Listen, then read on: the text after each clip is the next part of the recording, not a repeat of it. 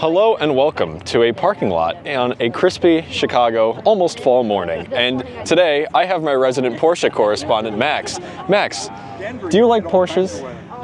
Some would say. Oh my god, look! Yeah, I like a Porsche or two. I've been known to own one. It doesn't move, but I mean, it could. That's of your own volition, though. Yeah, it's a mirror situation. Anyways, and you particularly like Porsches in motorsport, is that correct? Yeah, I really like Porsches that race, and I'm looking at a few as we are speaking here, and I gotta say, they just gotta let me be free, man. I'm ready to go. Now, when it comes to Porsche and motorsport, that is probably the brand that is most synonymous with motorsport. It is one of the most winning brands at Le Mans, Daytona, and racetracks all over the world. And one team in particular has taken the Porsche and motorsport world by storm recently, and that is AO Racing. Because we are here today for an event they're calling Cars and Characters, where they are showing off their now iconic Rexy, a very winning Porsche GT3R, and Spike, the LMP2 car, and a whole host of amazing vintage race cars as well. How are you feeling today, Max? I think Spike doesn't get a lot of love, and Spike should get more love. That car has only been around for less than 2 seasons, and they already have 2 wins under their belt. And they kind of won the Pro-Am class at Le Mans this year. Yeah, everybody likes to look at Rexy, but I really think we got to pay more attention to Spike. Well, we're going to pay attention to a lot of things today because, well, this is going to be a banger. Yeah, I think this is the first time outside of a vintage race that these cars have been put on display. I know the 935 over there was displayed at Petit Le Mans 2 years ago, but otherwise they really only go to Rolex Reunion or Rennsport. So this is going to be super, super exciting to break into what these cars are all about and see these, sitting still in person locally. I mean, the fact that this is all just sitting here in the Chicago area and you wouldn't know it is crazy. And I have it on good authority that, one, Rexy, the mascot's going to be running around, and yes. 2, they're going to fire up a car in a little bit. They are going to fire up some cars from the email, so hopefully it's one that shoots flames, because I would love to see that happen. Let's jump into it. I'm so excited. Me too, dude. And here is a closer look at Rexy. I mean, one of the Rexys that is here today. Now, admittedly, this isn't the car that they currently race in the 2025 IMSA Sports Car Championship, though they did race this car last year. There's just a lot of grime, dirt, and tire debris all over the thing, looking absolutely nuts. And furthermore, it's got a bunch of signatures. This was from the fan event when AO wanted all the fans to come and sign the car prior to the race, kind of giving them the last good luck to go win the GTD Pro Championship, and well, they did with this car. And they still currently use it as a test car as well. Super cool, but yeah, this is the championship winning car. This is a legendary race car in the making. And next to that, of course, is Spike, the P2 car. I mean, in LMP2 right now, Spike is absolutely killing it, winning back-to-back races this year. And Spike went and won the 24-hour of Le Mans in the Pro-Am class this year. And there's the trophy right there, as a matter of fact, and the bottle of champagne that they were spraying after the race. These 2 cars have built an incredible brand around them in the short time that they've been around. And, to have cars as notable as these that are kind of transcending the racing world. I mean, there are a lot of kids here today and they're screaming Rexy, Rexy. They love Rexy, and they love, I mean, who wouldn't love a dinosaur Porsche? It's super cool. And a Dragon P2 car is also equally super cool. And I mean, the marketing around this brand is genius, and for it to be our local IMSA team here in Chicago, makes me proud to see these cars winning on not just on the national stage, but on the world stage as well. It's some of the most notable races of all time. And here we have yet another Rexy. This particular one is a 991.2 GT3R. So that one is a 992, now 992.1 because the .2 is imminent, but this is the previous version of that car. It's very similar. The only real difference being that it is based on the 991 generation, where that's based on the 992, but it's another Rexy. There are multiple Rexys on the scene today, and still looking really cool. And I mentioned there was also an eclectic collection of vintage race cars here today. Not just Porsches, but some other incredibly special stuff as well. But I say that the Porsches that are also here are, well, nothing short of insanity. We got the Swap Shop 935, just nuts. This is a later car, As you can see, that's more boxy in the rear end than some of the earlier 935s. This is insane. And just looking at the dimensions of these things, I mean, every time I see a 935, it's nothing short of nuts because, I mean, you can't really see it, but it's cool. You can still see it, like the original 911 bumper, which is like here, and the car sticks out another 2 or 3 feet after that. Just nuts. And of course, it's a big turbo air-cooled flat six, so it makes all of the power when the boost is on and none of the power when it isn't. Just insane. And I like the rally lights there too. I know this isn't a rally car, but just worth mentioning. And walking along the Fat International, one of my favorite liveries on this 991 RSR. Super cool livery, and of course it is paying homage to this. That's a 962. I mean, what? I mean, driven by Hans Stuck, Derek Bell, absolute icons in the name of Porsche prototype racing. Just looking absolutely gorgeous here. And another icon of Porsche prototype racing, the RS Spider.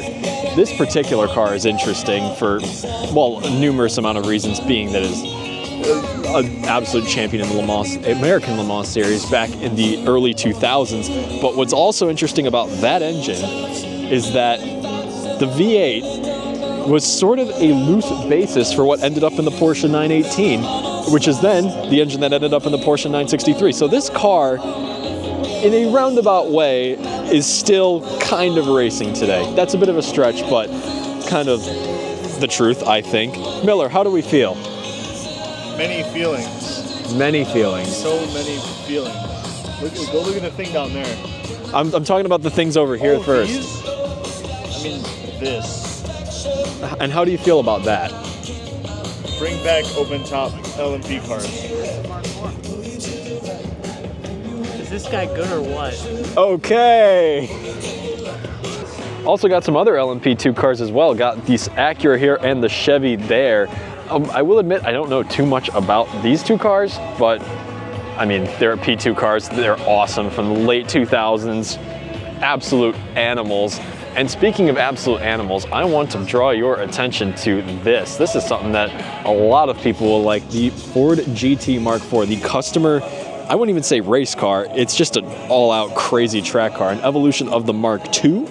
And this is the end of the line of the GT. Ford actually just announced that they're going to do another run of these because they are in such high demand. And look at this one. This is probably the best one I've seen in the liquid carbon. Wager this is the only Ford GT in the world that can hypnotize you as it rolls along. And going back to some actual race cars, a CLK DTM car in the iconic D2 livery, one of the coolest liveries from the DTM era in general, and like that and Mercedes DTM cars is synonymous with one another. Just awesome. As if the collection couldn't get any crazier, there's a very strong NASCAR presence here as well. I mean, we've looked at prototypes, Group 5, Group C, DTM, and now NASCAR. So, got a Chase Elliott Camaro there of the previous generation. Super, super cool. The original Jeff Gordon Chevy Lumina, one of the most iconic liveries from NASCAR in the last 30 years, as is the Mellow Yellow car. Awesome. And there's also some strong open wheel presence, which Max is going to tell us about. Yeah, so we'll start with over here. This is the oldest car of the three. This is a 1993 Jordan driven by Rubens Barrichello. This was actually the team he debuted with in Formula One long before he ever worked for Ferrari. It was the iconic teammate of one Michael Schumacher. As one is. This car is from the era where the motors were big and there wasn't a lot of electronics. You can kind of see as you walk around the cockpit, not a very pronounced windscreen. The front wing is rather large. Oh, they're cranking the Corvette car right now. Oh my God. So for some reason they've lopped off part of the steering wheel. Maybe it's a Cybertruck. Who knows? But yeah, this is from the middle 90s, 93. Next car up over here is a Delara ST chassis, and it looks like PJ now recreationally drives this with one of his teammates, Louis Delatraz, who is pretty well known these days for his work with the Acura program. Yep. And what do we have here? This is a Panos DP01. This was a Champ car back in the mid-2000s when IndyCar and CART, which became Champ Car, were still separated before they had amicably got back together into one series. This car has a Cosworth Ford V8 motor, twin turbo, or single turbo, I believe. making about 900 horsepower. This is a ridiculously quick car, 0 to 60 in 2.2 seconds, but why does that matter? It also I like drag racing around cars. 240 miles per hour with its oval aero kit on it. So yeah, these are still as fast in terms of mile per hour as the Indy cars of today. Just goes to show that back when racing had a little less safety involved, the cars were still just as fast. You can see here that this was Sebastian Bourdais' car. He was a 4-time Champ Car champion. Very, very dominant performances in Champ Car. He actually also, I believe, did a small stint in F1. Is now well known for his time with Cadillac. And LMP2 as well at United Autosports. Tower. That's I'm dumb. So, yeah, this is a very interesting car because one, it's incredibly engineered, but two, the guy that ended up driving it has become a legend in the sports car and IndyCar car world. They're about to fire up Rexy. This might be a little loud.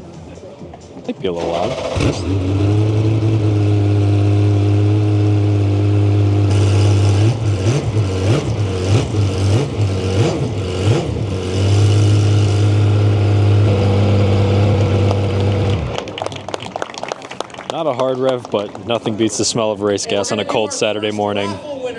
That sounds awesome. And off goes Rexy back to the spot up front. What an awesome car. And now the rear end is off the 935 because I believe they're about to move it to come and fire it up in the stage area. And just look at, well, one of the turbos. Should give you an idea of how crazy this thing is.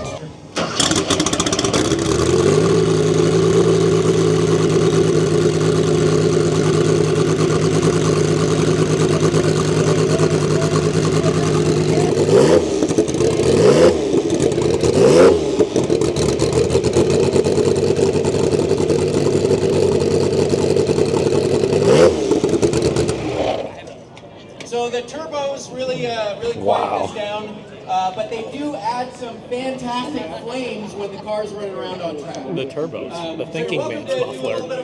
And it's time for a NASCAR. It's gonna get loud. Time for some V8 Thunder. Look at the...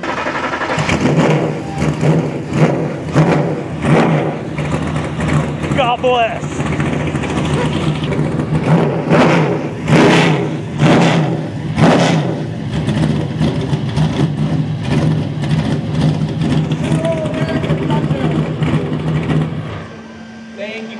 Have you all ever heard of lift and duration? Well, that's what makes a good camshaft in this here NASCAR. You got sharp hands, brother. You ever put some lift and duration in your motor for some camshaft action? A little bit of that. Have you ever lubed your cam?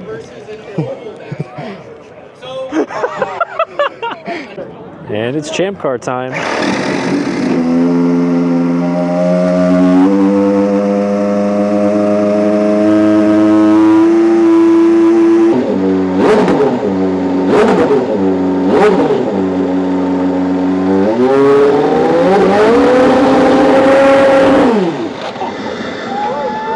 Wow. What a noise. That's something else. And the 962 has been rolled out. This is going to be nuts.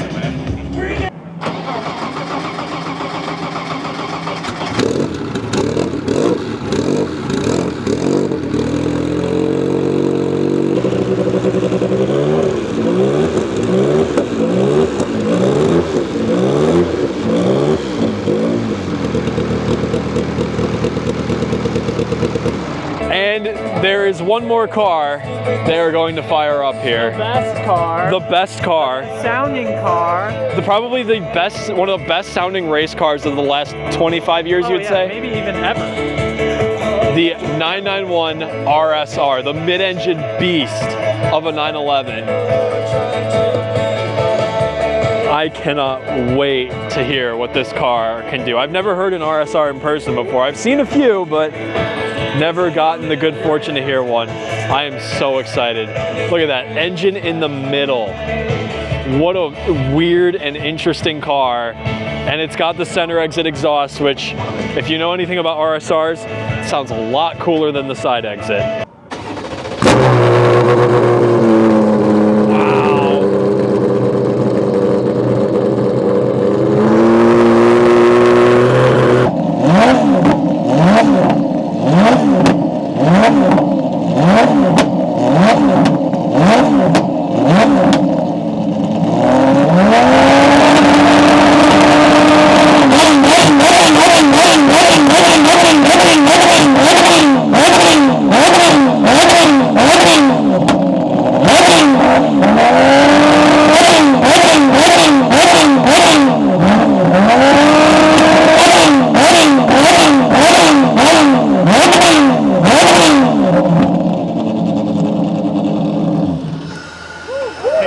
Wow.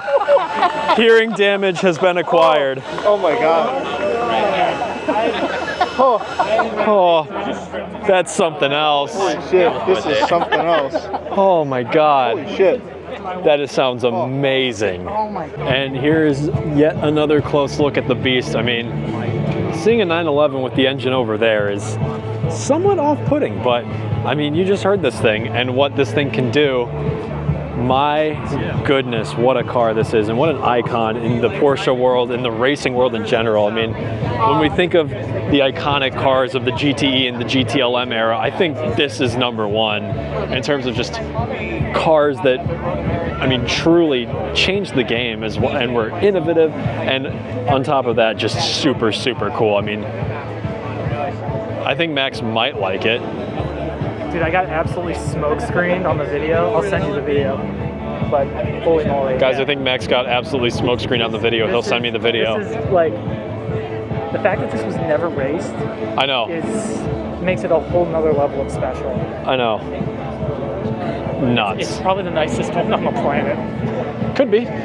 Could be. Because if it's the only one that wasn't raced, it's assumingly the only one on its original chassis, because I'm pretty sure they were all rode off at some point.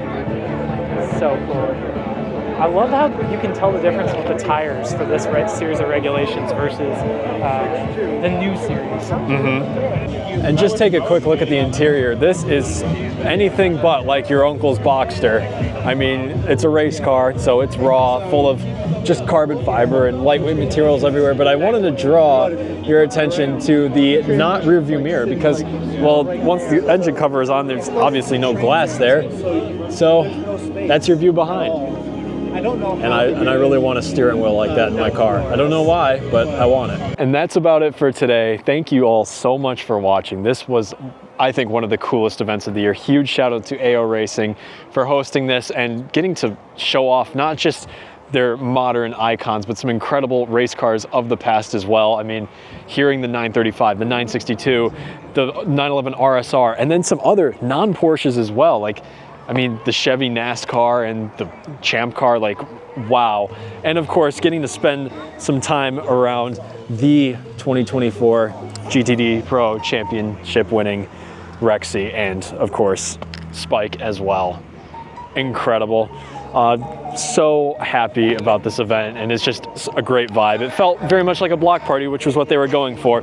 But if you did enjoy this video, guys, thank you all so much for watching. And do remember to like and subscribe if you do enjoy Rexy and other types of Porsches. I know Porsches are pretty popular on the internet nowadays, so like this video. But until next time, guys, this was me, Patrick, the King of Cars. Thank you for watching. Take care. Max, do you like Porsches?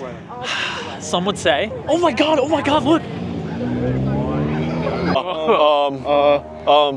Andial 935L has entered the chat. Cars. Wheels. King? Jeans.